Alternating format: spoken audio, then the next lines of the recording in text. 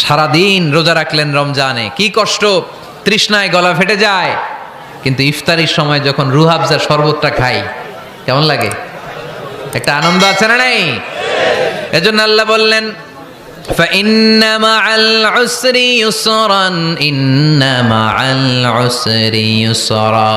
ও নবী, কষ্টের দিন মক্কায় অল্প কিছু দিন, মদিনাতে আনন্দের দিন অপেক্ষা করছে। আমাদের জীবনে যদি দুঃখ কষ্ট আসে আমরা ধৈর্য ধরবো, তাওয়াক্কুল করবো একজনের উপর, তিনি কে? কারণ আমরা বিশ্বাস করি কষ্টের দিন এটা চিরকালের জন্য নয়, সামনে আনন্দের দিন আমাদের জন্য সেট করে রেখেছে কে? তাহলে আমরা সূরাতুল ইনশিরাহ থেকে 3টা নেয়ামতের বর্ণনা শুনলাম, বিশ্বনবীকে কি সান্ত্বনা দেয়া হলো সেটা শুনলাম। এবার 2টা গাইডলাইন শুনে তাফসীর আমরা শেষ করব। শুনতেছেন? কষ্ট হচ্ছে তো উঠা বসা করতেছেন কেন? উঠলেন কারা কারা? শেষ করে দিব? দোয়া করে দেই। কি গাইডলাইন দিলেন শুনবেন?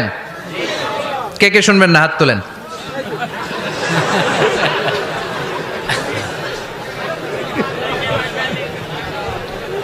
কষ্ট হইতেছে? গরম লাগতেছে না? আমিও ঘামতেছি আপনাদের সাথে সাথে, অনেক গ্যাদারিং হয়ে গেছে। আসেন আল্লাহর নামে 3টা তাকবীর দেই, তারপর কোন 2টা গাইডলাইন তিনি বিশ্বনবীকে দিলেন ওই নির্দেশনা বাণীটুকু শুনে আজকে আমরা বিদায় নেব। আওয়াজ করে পড়তে হবে লিল্লাহে তাকবীর, লিল্লাহে তাকবীর, লিল্লাহে তাকবীর। গাইডলাইন নাম্বার 1, ফাইদা ফারাগতা ফানসাব। নবী আপনি যখন অবসর হন আপনি ইবাদতে মশগুল হন। ফানসাব ফিল ইবাদা, তাফসীর ইবনে কাসিরে এসেছে আপনি ইবাদতে মশগুল হন যখন আপনি অবসর পান। অবসর আল্লাহর দেয়া বড় নেয়ামত, এটা বিশ্বাস করেন?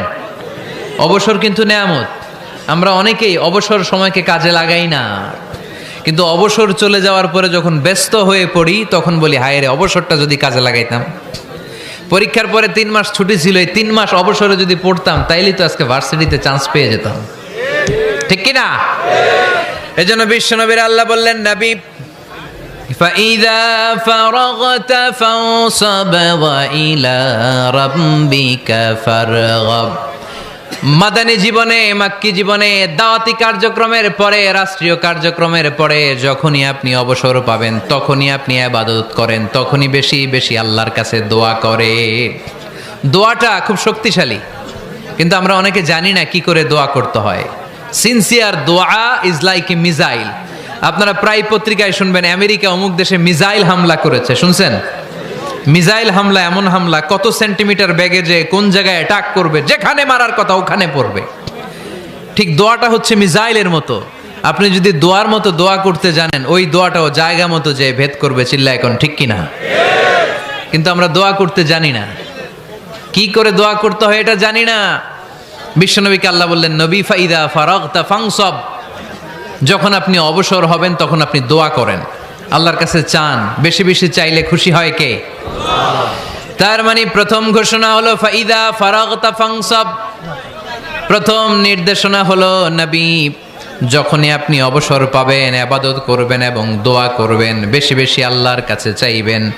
2 নাম্বার দিক নির্দেশনা হলো ওয়া ইলা রাব্বিকা ফারগাব, সব সময় আপনি আপনার আল্লাহর দিকে মনোনিবেশ করবেন। বিপদে পড়লে ডাকবো কারে? আমাদের অসুস্থতাকে সুস্থতায় পরিণত করে দিতে পারে কে? চাকরির জন্য পাগল পারা, চাকরি নাই, চাকরির ব্যবস্থা করে দিতে পারে কে? বিদেশে যেতে মনে চায়, পাসপোর্ট দিয়ে রেখেছি, ভিসা নাই, ভিসা লাগাই দিতে পারে কে? কিন্তু আমরা দুঃখ কষ্ট বেদনা কিছু একটা হইলেই সবার আগে আল্লাহরে শেয়ার করার আগে ফেসবুকে শেয়ার মেরে দেই, আছে না নাই? আপনাদের ফেসবুক অ্যাকাউন্ট আছে নাকি? কার কার আছে দেখি?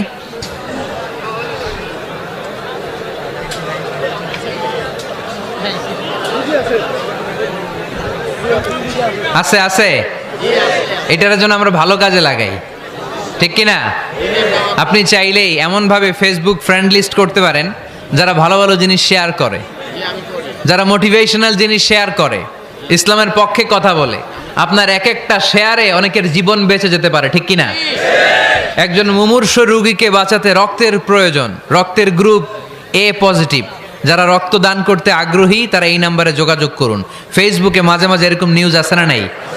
আপনি just you put down in share, শেয়ারের মধ্যে একটা পুট করে দিলেন, একটু শেয়ার মেরে দিলেন, ছড়িয়ে পড়লো হাজার হাজার ফেসবুক ফ্রেন্ডদের কাছে, তাদের অনেকে ব্লাড দিতে আগ্রহী, সে তাড়াতাড়ি যেয়ে সেখানে ব্লাড ডোনেট করে আসলো।